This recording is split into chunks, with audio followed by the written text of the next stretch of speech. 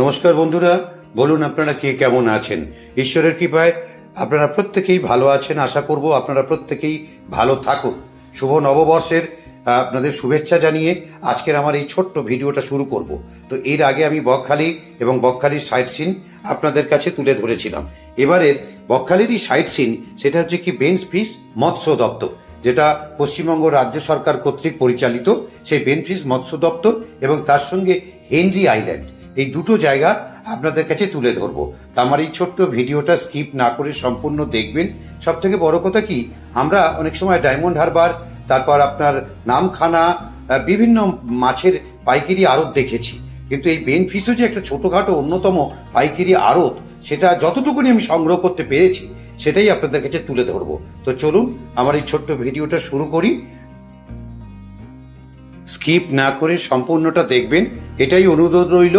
আর যদি ভালো লাগে একটিবার কমেন্টে জানাবেন, এবং এখনো পর্যন্ত আমার চ্যানেলকে যারা সাবস্ক্রাইব করেননি একটু সাবস্ক্রাইব করে আমাকে আগামী ভিডিওর জন্য উৎসাহিত করবেন। সকাল সকাল বেরিয়ে পড়লাম শিয়ালদার উদ্দেশ্যে। ইচ্ছে আছে শিয়ালদা থেকে 7:14 নামখানা লোকালটা ধরবো। তোমাদেরকে একটা কথা বলে রাখি, এইটা আমার এই ভিডিওর প্রথমেই, যে তোমরা যারা নামখানায় ডিরেক্ট যেতে চাও মানে শিয়ালদা থেকে, তাহলে সকাল 7:14 ট্রেনটা ধরার চেষ্টা করো, কারণ ওটা হচ্ছে ডাইরেক্ট তোমার নামখানা। মধ্যিখানে লক্ষ্মীকান্তপুরে তোমার 20 থেকে 25 মিনিট হয়তো ট্রেনটা দাঁড়াবে, কিন্তু ট্রেন থেকে তোমাদেরকে নামতে হবে না। কিন্তু যদি ওই 7:14টা মিস করো তাহলে তোমাদেরকে কিন্তু কাটা হয়ে যেতে হবে। যেরকম আগে তোমাদেরকে নামতে হবে লক্ষ্মীকান্তপুর, তারপরে আবার লক্ষ্মীকান্তপুর থেকে নামখানা। তো যাই হোক, আমি ডিরেক্ট 7:14 এই নামখানায় নেবে বাসে যাব। ধর্মতলা থেকে সরকারি বাসও আছে, আমি প্রাইভেট বাস যার ভাড়া 28 টাকা, আমি বকখালির উদ্দেশ্যে রওনা দিলাম। তো যেহেতু আমার আজকে সাইট সিনের ভিডিও, তাই আমি বিস্তারিত কিছু গেলাম না। তো চলো বন্ধুরা, এবার একটুখানি জাস্ট বকখালি এসছি, একটু সমুদ্রের ধারে যাব না? চলো তোমাদেরকে নিয়ে একটুখানি সমুদ্রের ধারটা দেখাই। এখন প্রায় ঘড়িতে 12:30 পৌনে 1টা। এরপরে খাবো, খাওয়া দাওয়া করে তারপর তোমাদেরকে আমার আসল যে জায়গা সেই হেনরি আইল্যান্ড এবং বেনফিশ, সেখানে তোমাদের নিয়ে যাব। চলো এখন এই মুহূর্তে একটু সমুদ্রের ধারটা তোমাদেরকে দেখিয়ে দিচ্ছি। কিছুটা জল, তারপরে আবার একটু স্থল, তারপরে আবার জল। দেখো দূর থেকে, এই হচ্ছে বকখালির সি বিচ।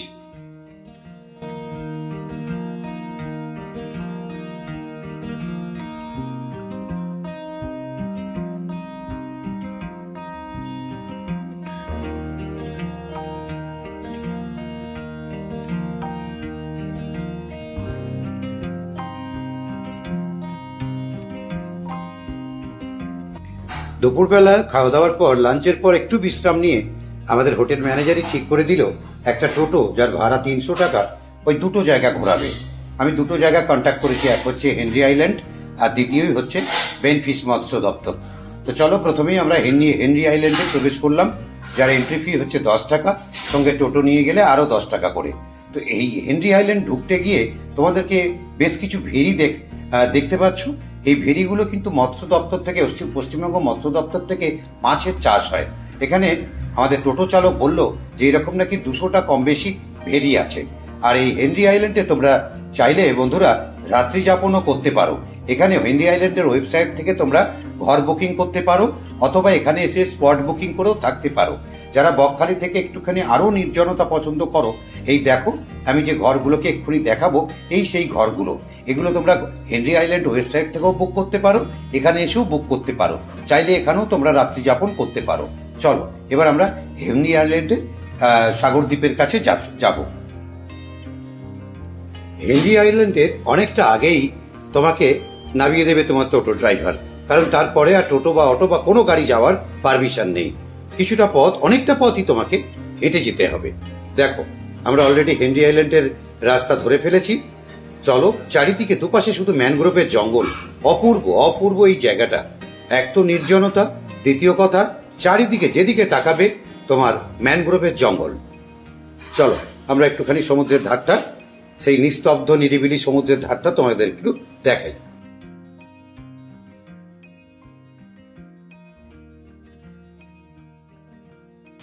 যেতে যেতে পথের মধ্যে একটা সতর্কীকরণ দেখতে পেলাম।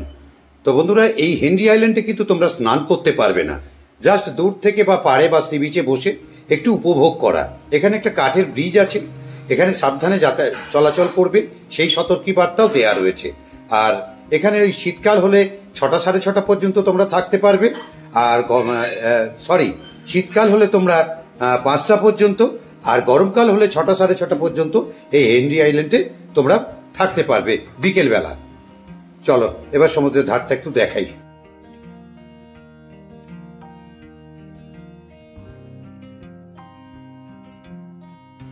আমার তো মনে হলো যে বকখালির থেকে হেনরি আইল্যান্ডের সমুদ্রটা বেশি ভালো লাগলো। আমি তোমাদেরকে যতটুকুনি সম্ভব তুলে ধরছি, দেখো একদম ধুধু প্রান্তর যেদিকে দেখা যাচ্ছে, কিন্তু সমুদ্রটা ভারী সুন্দর।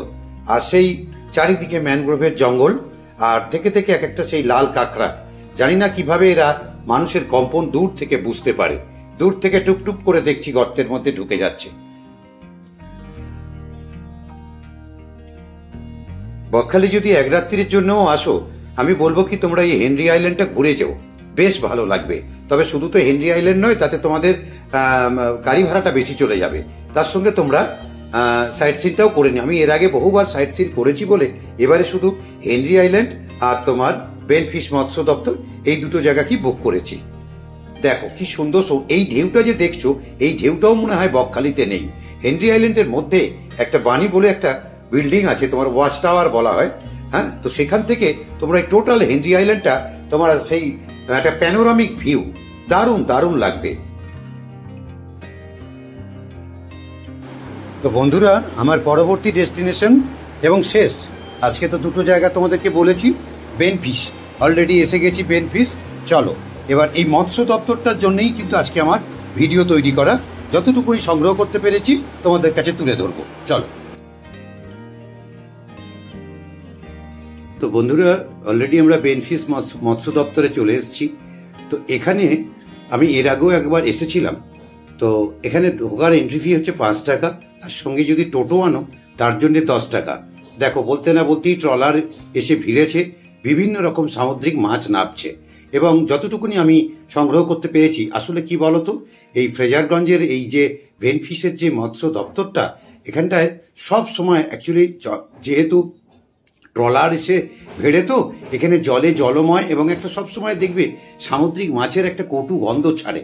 তো যাই হোক, যতটুকুনি কাছে থেকে বলো দূর থেকে বলো কালেক্ট করতে পেরেছি ততটুকুনি তোমাদের কাছে তুলে ধরেছি। দেখো, এই সেই বেনফিশ, এখান থেকেই ডায়মন্ড হারবার, কাকদ্বীপ, এমনকি শিয়ালদায় পর্যন্ত এখান থেকে মাছ সমস্ত দেখো সব শর্টিং হচ্ছে। এই শর্টিং হয়ে বিভিন্ন বরফ দিয়ে একদম কেট সাজিয়ে এখান থেকে বড় বড় ট্রাকে করে আমাদের, প্রথম কথা যত সম্ভব শুনলাম, এখান থেকে বেশিরভাগ মাছই নাকি ডায়মন্ড হারবারে যায়, ওখান থেকে কলকাতা যায়। তো যাই হোক, দেখো এই মুহূর্তে আমি বেনফিশ মৎস্য দপ্তরে আছি। এখানে শুটকি মাছ শুকাচ্ছে এরা, ভারী সুন্দর এই জায়গাটা। তবে সবসময় কিন্তু একটা কটু গন্ধ থাকবে। তুমি যদি মনে করো যে এখানে অনেকেই এই জায়গাটাকে ঠিক অ্যাডজাস্ট করতে পারবে না, কিন্তু মৎস্য বন্দর তো, এখানে তো একটা মাছের গন্ধ থাকবেই।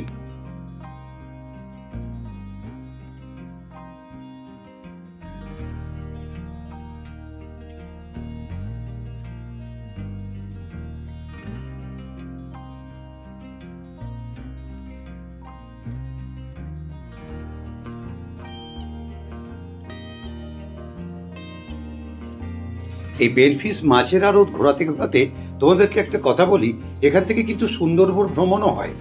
এই সেই ফ্রেজারে তোমার বেনফিশ, এই যে তোমার যে ট্রলার ভিড়ছে, এইখান থেকেই আবার বিভিন্ন জায়গায় ভ্রমণ, যেরকম গঙ্গাসাগর ভ্রমণ এখান থেকে তুমি যেতে পারো, এখান থেকে তুমি সুন্দর ভ্রমণ যেতে পারো, এখান থেকে তুমি জম্মু দ্বীপ যেতে পারো, ইত্যাদি জায়গায় বিভিন্ন প্যাকেজে, কোনো সিঙ্গেল না, একটা গ্রুপ ওয়াইজ তোমাকে এরা এখান থেকেই তুলবে, এই বেনফিশ মৎস্য দপ্তরের এই জায়গা থেকে, আবার তোমার এখান থেকেই এসে নামাবে।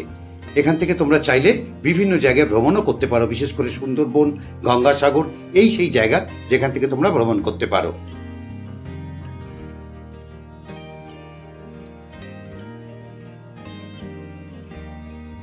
এর আগেও আমি বেনফিশে এসেছি, কিন্তু তখন ওই দেখে চলে গেছি। কিন্তু এবারে যেহেতু টাইমিংটা একটুখানি সকালের দিকে, মানে একটুখানি বিকেলের অনেকটাই আগে, তো সেই কারণে দেখলাম যে এখানে প্রচুর ট্রলার ভিড়েছে, প্রচুর মাছ উঠেছে এবং বেশ ভালো লাগলো, খুব ভালো লাগলো। সব মাছের অবশ্য নাম জানি না, তাই তোমাদের কাছে তুলে ধরতে পারলাম না, কিন্তু ভারী সুন্দর। দেখো, একদিক থেকে ট্রলার ভিড়ছে, মাছ শটিং হচ্ছে, মাছ লোডিং আনলোডিং হচ্ছে, বরফ যাচ্ছে এবং সেই বরফ আসছে। একটা কর্মব্যস্ততা সব সময় এই বেনফিশ মৎস্য দপ্তরে, সব সময় দেখো না কত লোক এই একটা ট্রলারে কত কর্মী, এর ওপরে কত জীবন জীবিকা নির্ভর করছে, সেটা এই জায়গাটায় আসলেই বুঝতে পারবে। তোমরা যারা বকখালিতে এসে নিজেরা রান্না করে খেতে চাও, তাহলে তারা আমি বলবো তারা ফার্স্ট সকালে একটা টোটো ধরে এই বেনফিশে চলে এসো। এই বেনফিশ থেকে তোমাদের খুশি মতন তোমরা মাছ সংগ্রহ করে গিয়ে রান্না করেও খেতে পারো, একদম টাটকা মাছ।